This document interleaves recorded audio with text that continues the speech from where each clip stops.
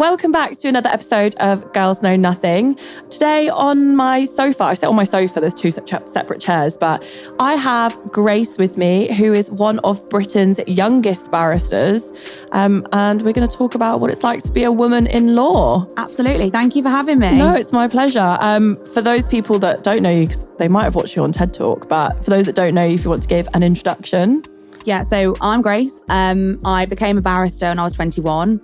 And when I say that, I mean I was called to the bar at the age of 21. I then worked in America for a little while whilst I was trying to get my pupillage, which is like my training year in England. I then paralegaled for a bit in England, got my training year, trained properly about the age of 23, 24. And now I practice in personal injury and family. I used to do crime, but I stopped it a couple of years ago. But yeah, now just family and civil. But it's weird because people automatically assume once you've done your law degree, that's pretty much it. Yeah, it's literally the starting position. Yeah. So you actually can't do a lot with a law degree other than say, I've got a law degree. Yeah. So I then did another year where you sort of transform your law degree into something practical, which is called, when I did it, was called the BPTC, the Bar Professional Training Course. And it's like a barrister boot camp for a year. And they transform all of your academic skills and everything you've learned into the practical. So you learn how to cross-examine, how to manage a witness, how to do a client conference. And they get actors in to play those parts. And they'll instruct actors to be really obstructive or dismissive so you can practice a variety of skills. And then you need to get a chambers to take a leap of faith in you and allow you to come and train with them for a year. And then at the end of that year, they either say, yes, we'll have you, or no, thank you. So yeah, it's 5 years if you do it as quick as possible. Yeah, because you're only 27. Yeah. But in my mind, like when I was doing my law degree, the average lawyer was like 35, like youngest. Yeah, and I think that there's so much to it. You know, it's expensive to do. And so that puts a lot of people off. People have to work throughout it. People do it part-time with children or whatnot. But I did it as quick as I possibly could. And I was a fully fledged barrister in my own right in court every day at 24. Yeah, that's pretty impressive. You must be knackered. Yeah. Knackered. By the time you were 24, you must have felt like way beyond your years. But I think it's one of the things that I really wanted to talk to you about is like, well, about your career, kind of what persuaded you to get involved in law in the first place, like how you chose your career path. The real answer is I loved an argument when I was a kid. That's literally how it started. I was very argumentative. I was stubborn. I was opinionated. And I remember I was about 16 and I was watching a television show and they had barristers. I didn't know what a barrister was before. I'd had no family that were lawyers or barristers. And I saw these people in wigs and gowns and I was thinking, oh my God, they get paid to argue. And I did a lot of acting when I was a child. So I was very used to being, you know, on the stage in a theatre and in a costume. And so for me, being a barrister was all of those things anyway. You know, the spotlight's on you, you've got a live audience, you're in a costume, but you've got the academic stimulation, and it was that I was missing. So I Googled how to become a barrister and I followed the steps. And it was literally as simple as that. It was weird because off camera, like we were briefly chatting about the traits of a lawyer or a barrister in school and like the types of words that teachers would use towards you. Yeah. And you said you loved an argument. Yeah. And we both said that we got told we talk too much. Always. Yeah. Told that we were both too opinionated. Yeah. And then again, like the word sassy. Mm-hmm. Well, the word sassy is interesting because I get called it quite a lot.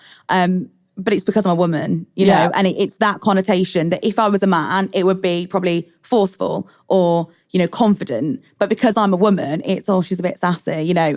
And there are certain times I don't mind it, but there are sometimes it can be quite dismissive. But yeah, the whole you talk too much, you're opinionated from school, they've just paved my way to become a lawyer professionally. So, do you think you would have got to the realization that you wanted to pursue law earlier had they used those words in a positive way instead of a negative way? I just think it's more about being open, but the profession's quite secretive and it's not built to be that way. It just so happens that traditionally, unless you came from a long line of lawyers or extremely wealthy families, you weren't even aware about this job.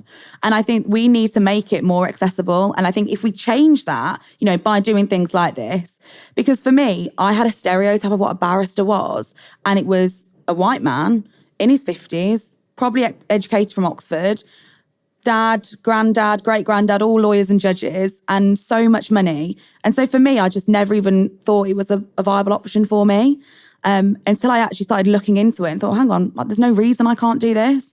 But I think the more people see that, you know, I class myself as a regular girl, you know, that I just work hard. The more people see that I am a barrister and people like me are barristers, then it becomes more of an accessible profession. I think that's what we need. Yeah, and I think it starts with school age. So I used to do mock trial in school. There you go. Yeah. And we were the only state-run school that were in my area to participate in mock trials. So that automatically puts in your head that you have to come from 100% a private school or from a wealthy family to do that. So like it's really nice to actually like sit down and speak with somebody who's had to do it the hard way by learning on your own. And actually, I now am an ambassador for inner city schools that are running mock trial competitions, and they get me in to train the kids that are probably 14 to 16 about how to conduct. And I've probably had about 7 or 8 kids just from one school that have since emailed me saying, can we do work experience with you? And that's brilliant because it shows that they actually want to pursue it and they think they can, which is fantastic. Do you feel like a sense of responsibility to pave the way for other people to do the same as you? It's not a responsibility. I think it's a privilege because I wish I had someone at a younger age that could have done the same for me, but I just didn't know anyone. And so if I could be one person that goes into school and changes one child's mind into what they might want to be, then that's fantastic. Because if I don't go in, they may never come across a barrister. They might not even realise that it's an actual career that you can pursue. So that's what I think is important. It's an honour to be able to do that. I think as well, when we were talking about routes into law and like, you know, you were saying that what you automatically assumed as a barrister is Oxbridge educated. Was that something that ever like worried you a little bit when you were picking university options? Yes. And it worried me even more when I was picking chambers to apply to. Because, for example, the chambers I'm at now, the first year I applied for pupillage to go to a chambers, I didn't even apply to them because they are so brilliant and they have a lot of Oxbridge people that I just simply thought I wasn't good enough to belong to them. And I thought, don't waste your time applying when they're just going to dismiss it because of how good they are. So it was definitely something when you Google chambers and you read their portfolios, and this is, you know, a lot of sets in London as well have it, you know, 9 out of 10 are Oxbridge. And you think, well, I went to Manchester and I'm glad I did. I had the best 3 years, but you do think, well, why would they want me when they've got an Oxbridge candidate? So it was more so when I was going for pupillage than universities. It's really weird to say that because Manchester's an incredible institution anyway. Yeah. Incredibly hard to get into to read law. Mm-hmm. So like, you know, there's a lot of people that have, well, we'll get to the part where we ask you questions that people have asked, but a lot of those law students don't even come from like Russell Group universities and they're worried about pursuing the next steps of law. Yeah. I think it was just because when you look at the best of the best, your mind automatically goes to Oxbridge. And I knew to be a lawyer, you had to be at the top because it was so competitive. And so when I'd look at my peers that were Oxbridge, I thought, well, you've automatically got a leg up over me. And so I found myself really trying to convince panels even more that I was still as good as them despite not going to Oxbridge. Even though Manchester's brilliant, there's still that worry that because barristers are the elite, that they would only want Oxbridge, but that's far from accurate. And only having gone through it, do I actually know now that that's not right at all? Some of the best barristers I know are not Oxbridge educated. So what I am one of them. No, well, I mean, you know, if you can't blow your own trumpet, then who will? Do you know what I mean? They're not here. They don't know. No one's here to fact check me. But what would you say to like the younger version of yourself now knowing what you know now? To just keep working hard, to persevere. And there was times where rejection was rife. You know, I probably got rejected from about 50 chambers across 3-year period. That with each rejection, you've just got to keep going because each rejection is a step close to success. And that it's okay to be downbeat and sad and disappointed. But if you just keep grinding, that you will get there. Yeah, no, I think that's amazing because I know that people that haven't got to that point yet in their career will also worry about the rejection. The rejection's insane and you've got to be prepared for it. You know, I remember the 3rd year of applying and I was devastated. I'd waited to hear back from the last chambers and it was a rejection. And I thought, I'm done. Because there was nothing more that I could do. You know, I tried. I'd done loads of different things. And I thought, if they don't want me now, then they're never going to want me. But the point is, I wanted to be a barrister. And so you have to push through that to get there. And if you get turned away, then it is what it is. But it's hard because a lot of people don't realise there are hundreds of applicants for one spot. So it's actually less about you. It's more about just how fierce the competition is. So it's hard, yeah. But rejection will happen to every barrister and has happened to even the best barristers I know. So I know going on from like about access to the route to becoming a barrister. Off camera briefly, we were talking about what the basics or starting salary of a barrister is. And how ridiculously low it is.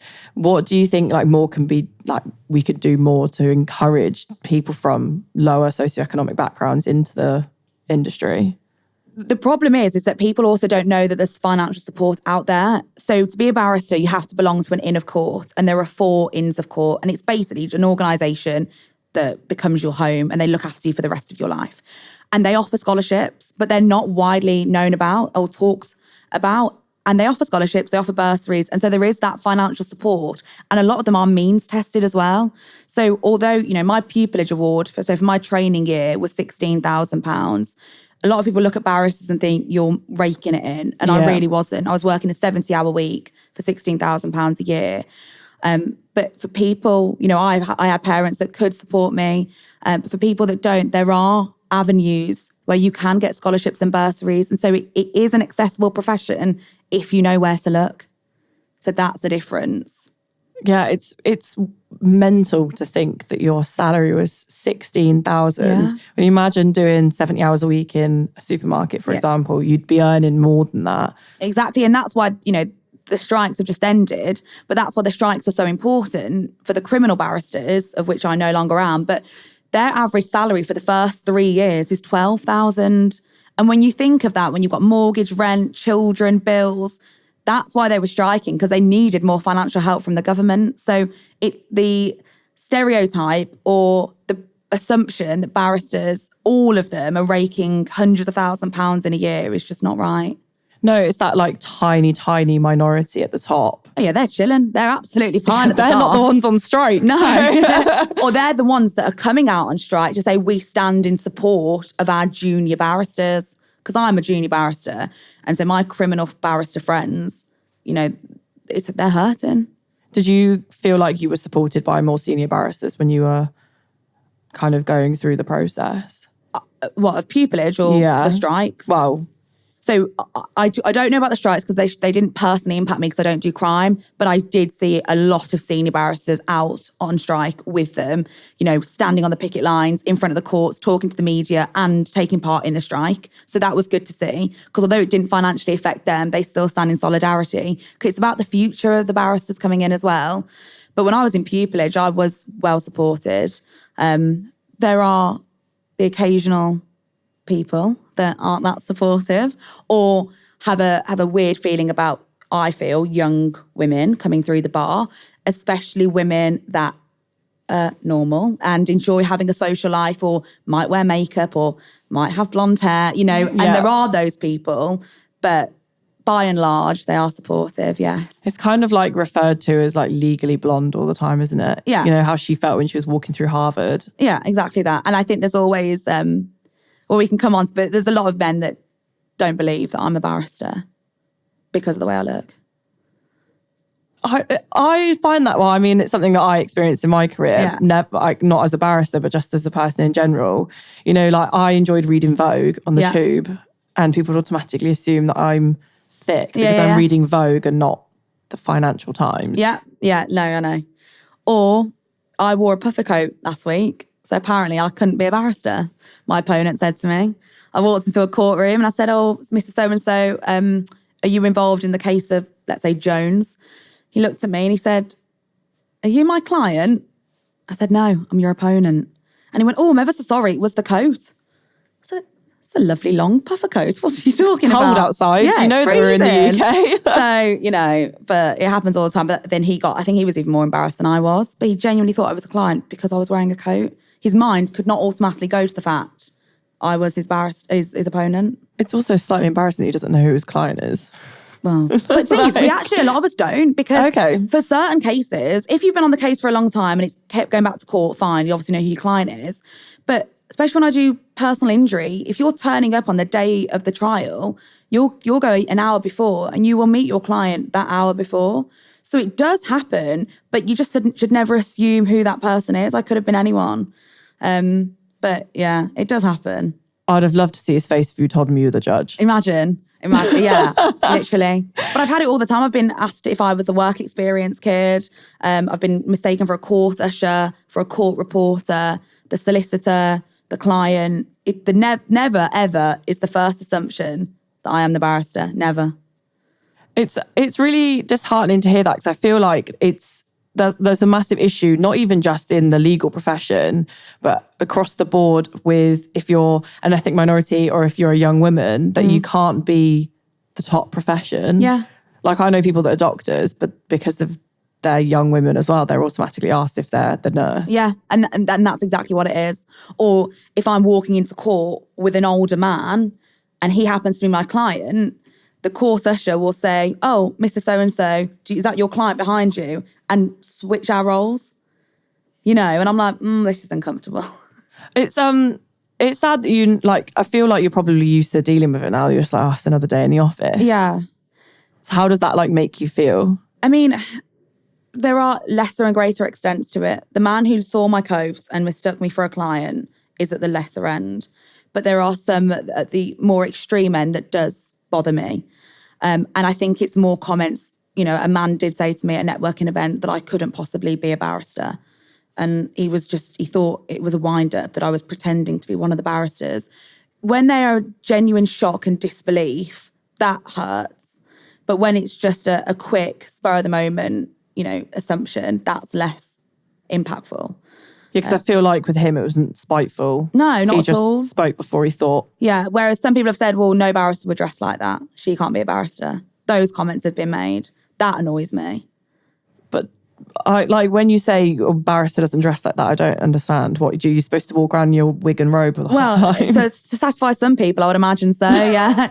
Or, if I'm out on a night out with my friends and I'm dancing, in a club and we're just with the girls and just having a good time. There was one gentleman that asked me what I did for a living and I told him and he said, no barristers come to a place like this. And it's just like, I can be both people. I can be the serious advocate in court and do the best for my client, but I can also go out with my friends on a Saturday night and have fun. Do you know, that's also it's a women's thing, I think, because 100%. Do you remember, I can't remember what country she was from. There was a European prime minister that got trashed in the media for going out for drinks with her friends. 100%. I've had judges refuse to listen to my submissions because they can see my real hair underneath my wig and my hair is distracting. So I've had to then leave the courtroom, tuck my hair back under my wig to go back in. Or for example, my nails. For the first 2 years of practice, I didn't wear any nail varnish on my fingers because a judge had previously said to another woman, but in my presence, that it was a bit erotic for her to have painted fingernails. It was misleading. It was the wrong arena to have such crazy, crazy seductive things on her. So it's just wild. But even now, my makeup is not like I'm wearing now. It's more conservative in court. And although I'm getting older and I'm getting more experience and, I will go to court like this tomorrow, the point is I'm still very mindful and I'm cautious about what I wear because of comments that have been made either to me or around me. A judge said to a female colleague of mine, "Are you wearing tights or stockings?" And she was like, why is that relevant? And he was like, oh, just curious. But in an open courtroom. It's it's the audacity to because not that I would ever think something like that, but if I did, it would never come out of my mouth. It baffles me. But then I believe that I fed into that and became part of the problem in a way because every Sunday night I would take off my nail varnish because I wouldn't want to have anything about my appearance distract anyone from what I was saying, and I wanted to be taken as a serious barrister. And now I know as I'm older that I can still, have my hair down or have nail varnish on and still be a serious barrister now. But for the first few years, I was terrified of that. Did you find it really hard that you felt like you had to change elements of who you are? 100%. Like I always had my nails done. And I know it's something so minor, but it's something, I wear makeup. I had really bad skin as well, especially when I first started the job. And I remember putting, it was like balance in the morning. You put just enough makeup on to make me feel comfortable and confident, because ultimately I've got to stand in front of a courtroom full of people and be persuasive. And you can't be persuasive without being confident. But then equally, I didn't want him to look at me and think, oh, ready for a night out, are we? It's hard. It is hard.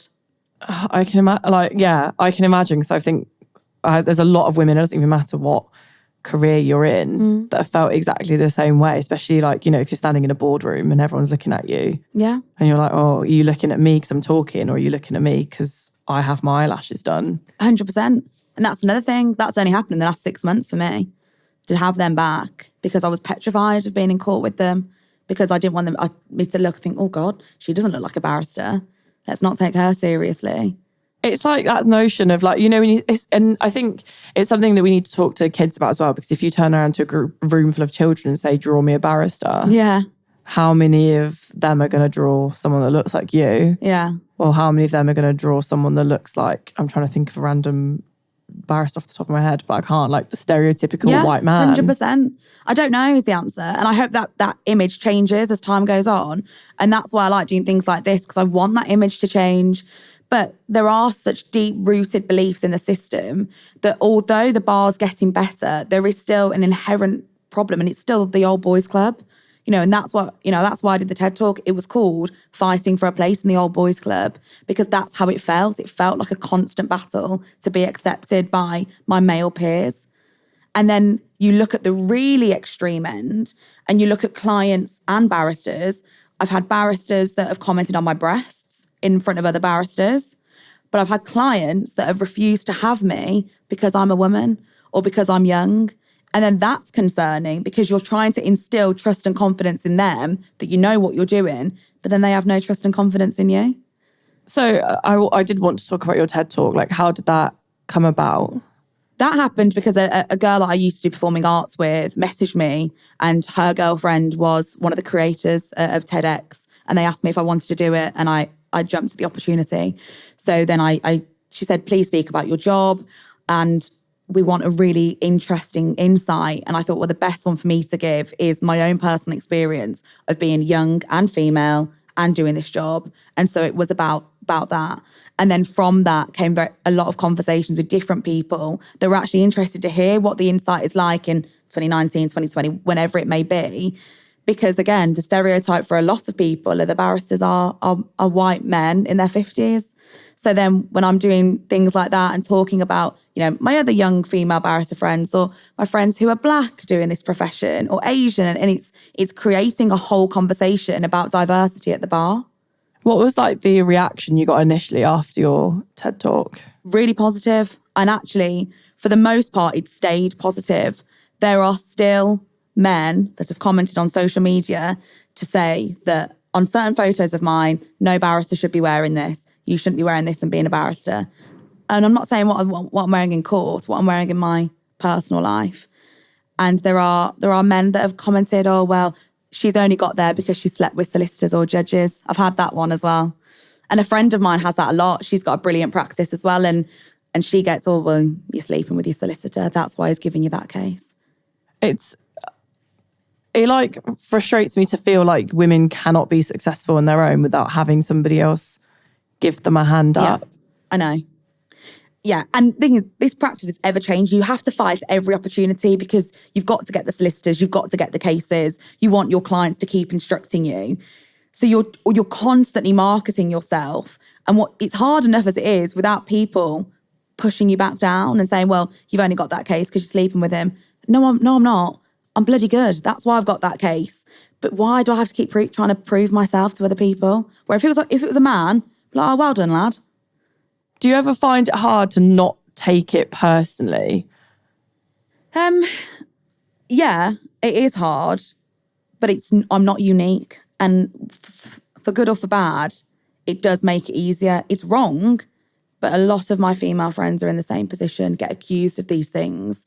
Or, oh, well, she must have been done that as a favour. You know, it's never just in your own right, but it needs to change. It needs to stop. And with more women coming through the ranks and joining the bar, it will have to stop because the scales will tip. So what do you think that we could start to do in order to be able to start changing mindsets with the people that work in the industry? I think we need to encourage more diversity at the bar. Socioeconomic backgrounds, women, different races. We need to get that because we need to change the narrative of what a barrister does or should look like. And we need more diversity at the lower end that we can push through to the senior end as times go on. You know, because at the moment, it is still predominantly white. It is still predominantly male. And that it needs to happen over time, but it's encouraging, making the bar accessible, making it open, and letting a variety of people come through so that we are a representative profession, because we ought to be. We represent society, so at least we need to look like them. So you said you've gone to schools to teach, to talk to young children about mock trial. Do you feel like 14 to 16 is potentially too late to start talking to them about entering the profession? No, I don't. I think it's a good age, because before that, I found they've not really taken career seriously and not looked beyond school. 14 to 16, 16, you've got your school work experience where you have a week off school to do something. At 14, that they're already being told about it. And I've been going to predominantly non-white schools as well. And so that's encouraged a conversation. And they, a lot of them didn't know what a barrister was. And I think 14 to 16 is actually quite a good age. Maybe stay more at the 14 end so that by the time the 16-year-old work experience has come around, they already know what a barrister is and whether they're interested in that profession. Because I think it comes down to when they pick their GCSE options, doesn't it? But then it does. But then equally, it doesn't really matter what you do for GCSE to be a lawyer. Doesn't matter what you do for A-level. Doesn't even matter what degree you do, because you can always do the law conversion after. So you have got years to do that. And I would say, pick what you like. Don't pick for your career, because there'll always be an opportunity to convert it all after. Yeah, because it's funny enough, like a lot of people I know that are actually lawyers or training didn't study law. And people that studied law detest the idea of practice. Yeah, exactly. I've got friends that I did my 3-year law degree with that have not gone anywhere near law as a career. But then also some of my closest barrister friends didn't do law as a degree. So it doesn't actually matter, because you just do your conversion. Do what you like, because you'll do well in it. I think it's really empowering to hear is like, it's not you coming in as a young barrister and then me, like when I studied law, seeing people in their 40s trying to enter the profession. It's one of those things that I find really inspiring, because it's something you can always enter at any age. Any age, yeah. We had loads of mature students in my university degree and in my bar course, loads, that had come to it as a second or even third career. One of my friends at work has been in the army. He's been a doctor, consultant surgeon, and is now a barrister. That's wild to jump through those. There's never a wrong or right time to do it. Just if you want to do it, do it. It's going to take a few years, but it doesn't discriminate. And I think the point is that you look at the bar and think it's this secret society. And for many decades it was, but it's opened up, and we want it to carry on opening up to different people of all different ages. Now, a word from our sponsor, BetterHelp. Sometimes managing relationships can be very challenging, whether that's relationships with colleagues, romantic relationships, or friendships. And sometimes it can be very tough to be able to work through those and rebuild communication. But how would that be different if you had a different mindset? Sometimes when emotions are involved, it's really hard to put your brain back into the problem-solving mode. And sometimes a therapist or having a third party to talk about your situation to can be really helpful in putting you back into problem solver and rebuilding that communication. As a single woman in her 20s, sometimes dating can be very turbulent. There can be times when unresolved trauma can come up when you're trying to form those romantic connections. Being able to talk about my feelings and experiences with a third party means that I found it easier to open up to a lot of different people.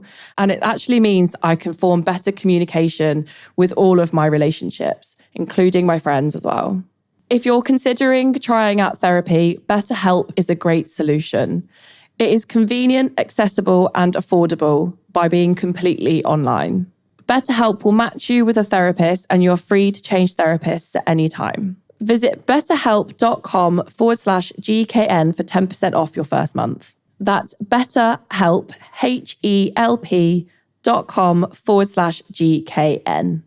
So one of the things that I really wanted to do with this episode is that I know I actively use LinkedIn to reach out to kind of young women in like politics, but I do have a lot of young women in law on my LinkedIn. Yeah. And a lot of law students actually reached out to me as well to ask you questions. Okay.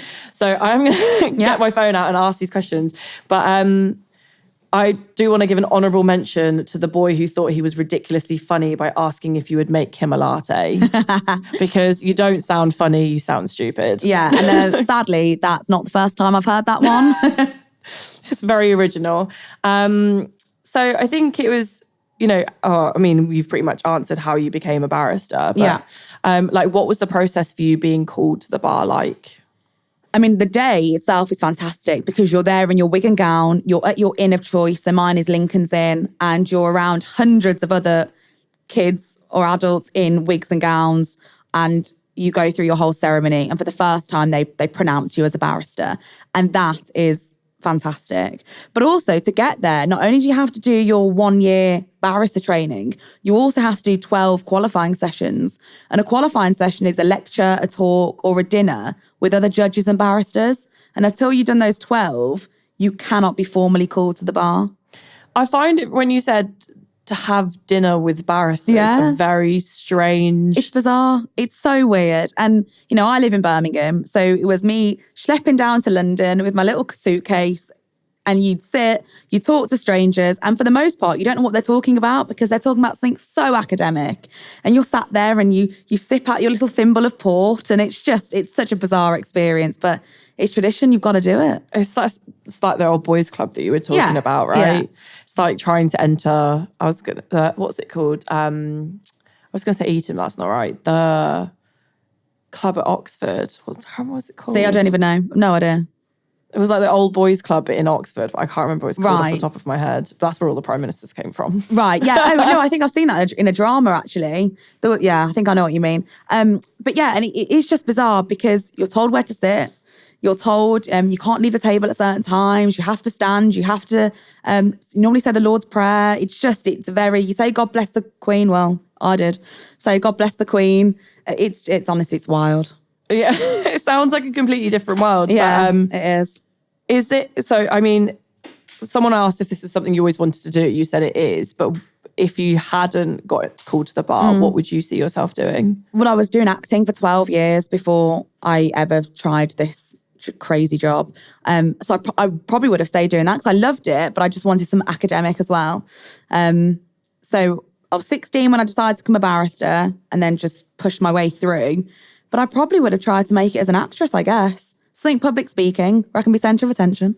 That's. Do you ever think we could see like a Judge Rinder type, like Judge Grace? I would love to be a judge. That's the goal. I want to be a silk and I want to be a judge. That is my long-term goal. I was going to ask you about whether you wanted to become silk because I've witnessed one of the ceremonies, but on the other side, like working. Oh, really? Freezing cold in there. So I would recommend layers if you're going. Right, under the gown, yeah. Yeah. So, I mean, I don't know if this is... I'm going to go... I feel like we've talked a lot about these questions, but I think... So one of the women that have messaged saying that she's currently in her third year of her LLB. Yeah. She wanted to know if you did your postgrad or you went straight to the bar. So I didn't do a postgrad, but the BPTC is technically a postgrad because it's a second sort of qualifying. So no, I went straight from my graduation in July 2016. And then September 2016, I started my bar course. Did you find that not doing a postgraduate made any difference at all? No. And the vast majority that I know didn't. But it's, again, personal choice. If you've got an interest, do it because you can always do the bar after. But don't think, oh my God, I need to do a postgrad to get... No, you don't need to. Because I think there's some specialist law universities in London that try and force the two together. Okay. And it's like, when I was looking at options, it always freaks you out because you're like, oh, do I need to do a postgrad? Yeah. Do I not? And then they're forcing you to do both at the same time, which I can imagine is like... overwhelming, I would imagine. A lot of, I would say blood, sweat and tears. It's probably just mostly tears. Yeah. Yeah, I think a law degree in itself is mostly tears, let alone a postgrad as well. Oh, I can imagine. So a person asked if there are any if you've got any... I'm trying to think about the way to word this. Are there any misconceptions about the bar not being female friendly? Are there any misconceptions? Is the bar female friendly? Yeah. It can be. Are all barristers female friendly? Absolutely not. So the bar in itself, yes, I would say it is a female friendly atmosphere. But in regards to practicality, if you're a child carer, as it ordinarily falls to the woman, it's difficult because you're in court until the judge releases you. So I've seen women frantically text under the desk trying to arrange childcare. So in that sense, it's not female friendly.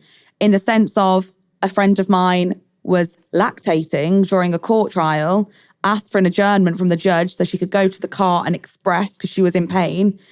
The judge said, yeah, you can have as long as you want. And 3 minutes later, the judge said, no, I want everyone back. And this poor lady had to walk from the car to the court with a pump still on her so she could still express and get back into court on time.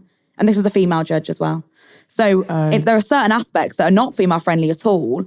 And it's a person by person situation. I've had men that are not female friendly to me in the slightest. That man that I was saying that commented on my breasts was in public and it was humiliating and it was degrading and it was in my training year. So I couldn't even say anything because of the power imbalance.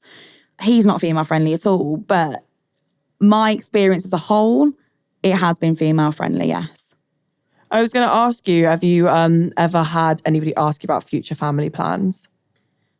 Yes, I have. I've had judges and male barristers comment that pregnancy is catching like wildfire, and it's bad for the business because if you're on a case, then we don't want you to get pregnant. It's coming up in a few months. I've had comments like that. They've been in a negative way because they will affect whether I can do a case in X amount of months' time. So yes, I have had that. And I can imagine it's really tough as well because if you're a self-employed barrister, that impacts your business and then your ability to afford life. 100%. But it's still a personal decision and I just don't think it should be mentioned at all. You know, because what happens if people are struggling to conceive or have just miscarried? You know, you're asking questions like that. It's too personal. But yeah, it's often mentioned, at least in my presence, has been mentioned in quite a derogatory way. This was a few years ago. But to say that it would be inconvenient if you were to get pregnant now. But they never ask a man or tell a man that it'd be inconvenient if he decided to have children. No. Because he obviously doesn't have any parental responsibility. In that sense, and for the vast majority, you know, no, it does fall more to a woman. But interestingly, about comments made men and women, when I was doing crime, I was prosecuting a lot of domestic violence. And there was this one particular incident where I'd got a guilty verdict for this gentleman. I was obviously very happy with my case. The complainant victim was very happy. And as he was walking out of court, he said, can I swear on this? No? Yeah. He said, I'm going to fucking rape you. Okay. That was only because I'm a woman. He would not have said that to a man. He could have threatened other violence, but the sexual violence is because I'm a woman. And I've had that on multiple occasions with different people that I've been prosecuting when I did crime. So again, there are differences between the way clients, judges and barristers can speak to men and women. Was it the comments like that made you want to leave criminal law behind? No, actually. Those comments were annoying, but they didn't factor at all in my decision to leave crime. I just had much more passion and enjoyment for family and civil. And you can't do all three for very long because it's too much. And you can't stay on top of the law in all three for very long. And I had to lose one and I chose to drop crime. Do you find that family law can be really tough on your mental health? Yeah. The difficulty as a barrister is there's no aftercare. So we're seeing photos of a lot of child sex abuse. We're seeing statements, experiences and cross-examining witnesses about it. And then you're expected to go home and dust it off. That's difficult. The police have an outlet. They have a support system. The bar, I believe there's some kind of helpline you can call, but it's not widely known about. And a lot of it is you are just expected to just brush it off and go back the next day. And the content is graphic. Now I do family, I do a lot of sex crimes and a lot of child sex abuse. And so that can get overwhelming, especially when those cases are back to back and you're around the people accused of committing these a lot. Yeah, so following on from that, one of the other questions is that how do you feel defending somebody accused of committing sexual crime? I get that quite a lot because I think it's the go-to. It's can you represent someone you know is guilty, and how can you represent someone that's accused of committing a sexual crime? The point is everyone's entitled to a barrister and everyone's got a case to put forward. You are limited to your instructions. So it doesn't actually matter what I believe. Those are my instructions and I'm going to present your case to the best of my ability. Do I think morally, I hope the judge sees through this? Maybe. But it doesn't matter because for those moments, those hours that I'm in a conference or I'm in a courtroom, my opinion is irrelevant. And so, no, it doesn't affect me. I can see why people would think it does or would, but no, because you are entitled. And just because you may have a gut feeling doesn't stand for anything. He's still got evidence to test. He's still got a case to put forward, or she, but my experience is predominantly male. But no, it doesn't actually affect me. Maybe it should, I don't know, but it doesn't. Maybe do you find that you've become completely desensitized to a lot of stuff? Yeah. And I've felt that as I've gone on. Cases where I used to be emotionally affected, I now do, and with almost no impact on me at the moment. Whether it comes years down the line, I think, oh gosh. But at the moment, there just isn't time. That's the thing. You get a case, you prep the case, and the pages we might get run to the thousands of pages we have to read through. You're in court, you present the case, you go home, and then you've got another one the next day. So whether it's for lack of time for processing what's going on, but there have been two that really affected me and I was upset about, and both were child sex abuse cases. But no, all the other thousands haven't got to me. So what do you do, or how do you offset those emotions when cases do affect you? The good thing is that a lot of the courts are quite a way away from my home. So I have a long drive home and I use that drive to decompress, whether that's calling a family member or a friend, and maybe not even to talk about it, but I use that time to decompress. That by the time I get home, I'm back to home life. I saw an article and it was a police officer kept a dime in his pocket, and he put a dime in the ashtray on his porch. And that meant he was leaving his job at the door and he'd go and be a family man. And then when he went back to work, he'd pick up the dime and put it back in his pocket. And that was his way of dissociating the two. Thought that was quite interesting. But no, I decompress, go to the gym, go out with my friends. But normally it's just working for the next case. There's no time. Yeah, I guess that dime thing's actually quite interesting. Yeah. It must be like psychological. I like that. Yeah, I think it must be. But also, our outfits are a bit of an armour. So when I take that suit off, when I go to work, my hair's done, makeup's done, I'm in a suit. When I get home, it's makeup off, bun on top of my head, in a tracksuit. I'm a different person. I look different. And I think that transition as well helps because I'm no longer Barrister Grace. I'm just Grace at home.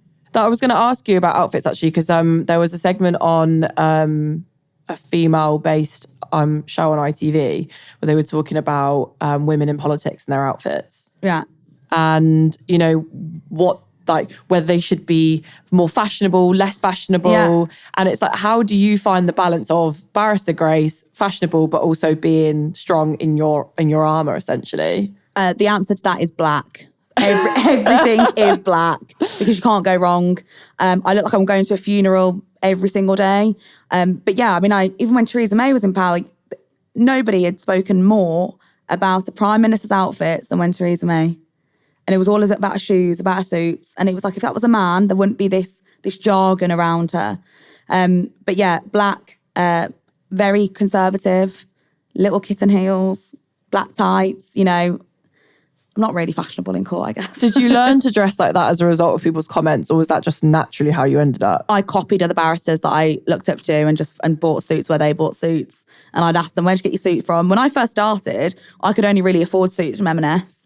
And then as time's gone on, I said, well, where's that suit from? And they'll tell me. So I just follow where they get their suits from. You can be fashionable. I haven't got time for that. I haven't got time. Black shirt, black suit, black skirt, good to go. When you watch Legally Blonde, do you wonder how you've had the time? Yeah, well, it's rubbish to look like that. Rubbish.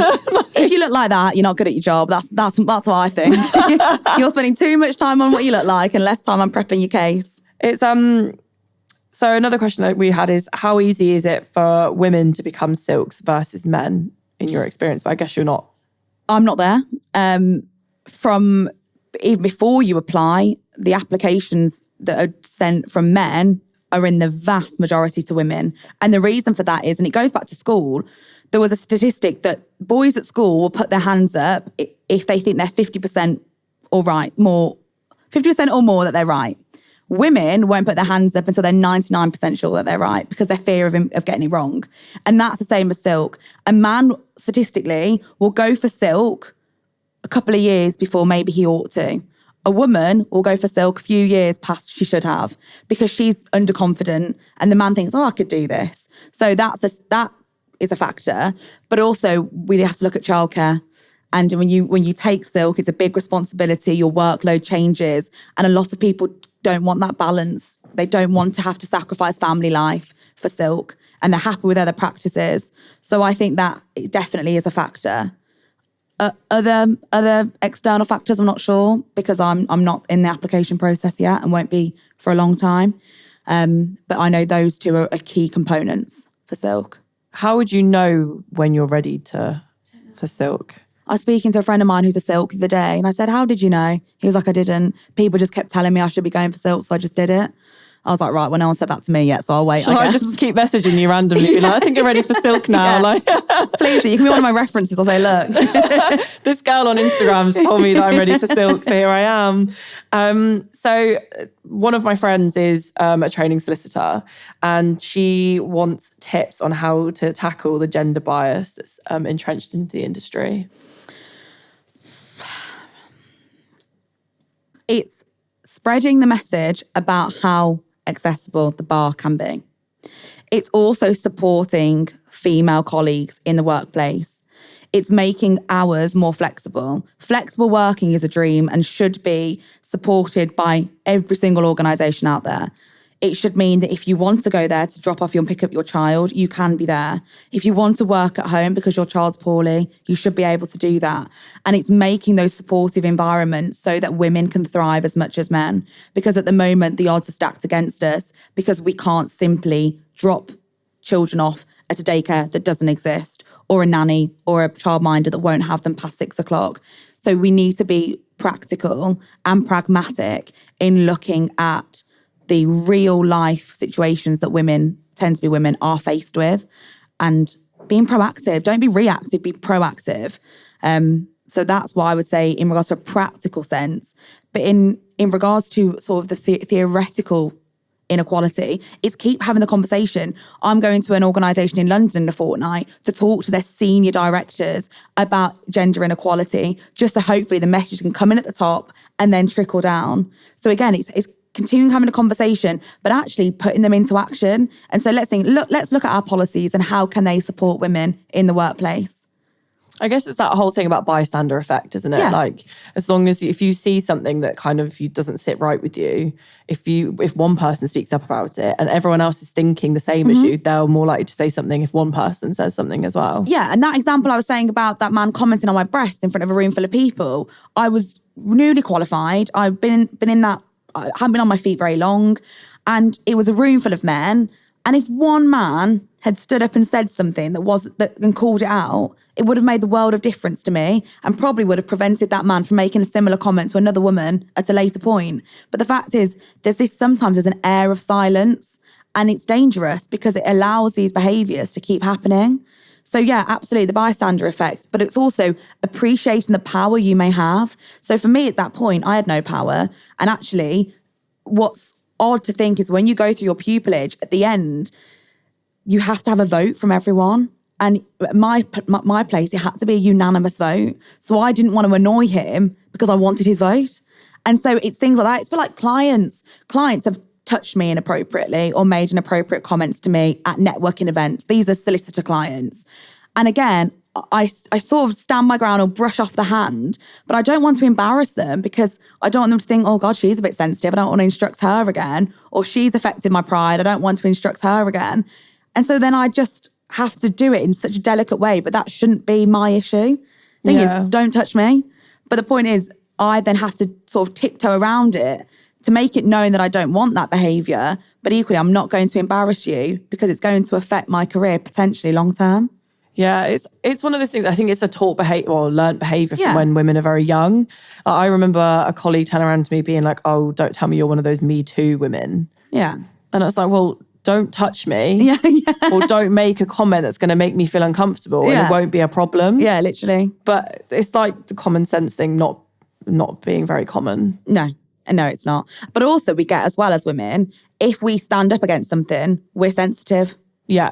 And that's a problem that needs to stop, because that one really winds me up. You know, if you've done something or said something that you're bang out of order and I call you out on it, I'm not being sensitive. You're just being a dick, you know, and it's that. No, I agree, definitely. I think, well, one of the other questions is probably more of a dig at me for the way I phrase this on social media. Does it annoy you to be referred to as a young female barrister as opposed to just a barrister? No is the answer, because I'm proud to be a young female barrister. You know, I've worked hard, I've got a good practice, and I've done it whilst I'm young and whilst I'm a woman. So I'm proud of that title. But like anything, if it was used in a derogatory way or in a dismissive way, then yes, I would take offence to it. If a client didn't believe in me because I was young and female, that would annoy me. So it all depends in the context, the environment in which it's used and the way it's intended to be used.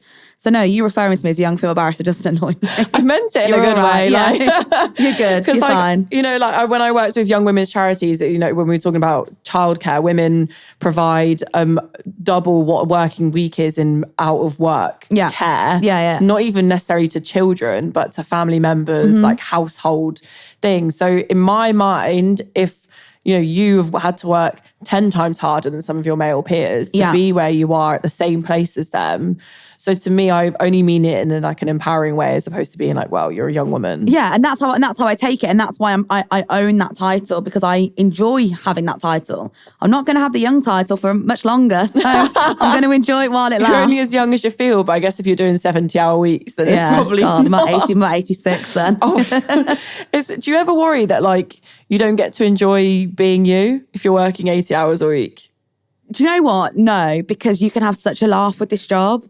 I think there's so much darkness that comes with it that there happens to be a real camaraderie at the bar. And so no, because some of the cases I've worked on for weeks, I've had a real laugh behind the scenes because you have to get through it. So no, I think and also it's part of me. You know, I'm proud to be a professional and a lawyer. So I'm still me at work. I'm just a watered down version of me. And the best thing as a lawyer, if you can make a judge laugh, you've won your whole case. So as funny as I am in my real life, I put it on to sometimes, you know, if I can make a judge laugh during a cross-examination, I can go home, I'm done, I've won it. That's my drop moment. Yeah. And you get a few of these in this job. You know, the best one is when you cross-examine someone and they give the craziest answer, and and you exchange a look with the judge, and you both know that they've just done themselves in with this. And then you just say, no further questions, and sit down. And that is like thug life, mic drop. That's everything then. You should get your own soundtrack to walk back to your table with. Like ring music. Yeah. I'll look into that. I might not get silk if I ever do that. And I might be kicked out of the profession, but I'll give it a go. Maybe this would be years down the line, hopefully. Maybe on your last case. Yeah. I'll bear that in mind. Another thing that actually has just come to mind, regional accents is another that I was very aware of. Yeah, actually. Because I'm a very proud Brummie, but whether it's because the school I went to and I was the most Brummie in my class by far, I have toned down my Birmingham accent subconsciously. And that's through fear of not being accepted by the profession. And that's another thing, because so many people have reached out to me and said, well, I'm a Scouser, I'm a Geordie, I'm from Essex. And actually, I think having a Birmingham twang has helped me, because it's made me more relatable to my client, because I'm not this like hoity-toity barrister. And judges are Scousers, Geordie, there's a brilliant Scouse barrister. And, you know, regional accents actually are not a bar to being a barrister whatsoever. And they can help you because you're more relatable to a client. Yeah, because I know loads of people that have gone through elocution lessons. Mad. Not even just in a legal profession, but they're just worried that their regional accent's going to impact their ability to become a senior anything. And it's crazy because when I'm in court, I have a court voice. And it's like having a telephone voice. It just happens. You know, everyone has one. And when I do media things, I have my friends call me and they say, you don't sound like that. And it's not intentional. It just happens because I think I'm presenting, you know, myself. But so I'm a bit of a hypocrite in that sense. And if I could stop it, I would. But a regional accent, I think, can really help your career. That's a really interesting take on it, because I feel like a lot of people would say the complete opposite. Yeah, well, that's the misconception, I would say. But I've had so many barristers like, "You're Brummie." I'm like, "Yeah," and it started that rapport, and then they can think, "Oh, well, fellow Brummie," like, and you seem more normal, and so they're going to be more trusting of you because they think, "Oh, well, she's not going to judge me as much as I thought. Oh, well, Oxbridge, whatever," and it just means you can have a laugh. But yeah, so it has actually really helped me. So I always ask guests the same final question. Okay. So what would you say to people in your past and people in the future that doubt your success based on the fact you're a woman? Oh God, that's a massive question. Yeah, sorry, I should have broke that down really. So people in the past, yeah, I did it. I'm a barrister and I'm bloody good at my job. So that to anyone in the past, absolutely. Anyone in the future, look what I can achieve by the time I'm 27. Just watch what I'll achieve for the rest of my life. Yeah, watch the next 27 years. Yeah, that's what I'd say. Might drop, thug life, I'm off. Yeah. Maybe we'll get the editor to put that little... When the sunglasses come down, it's like... That might be beyond my editing capabilities, so I'm sure we can get someone to look at it.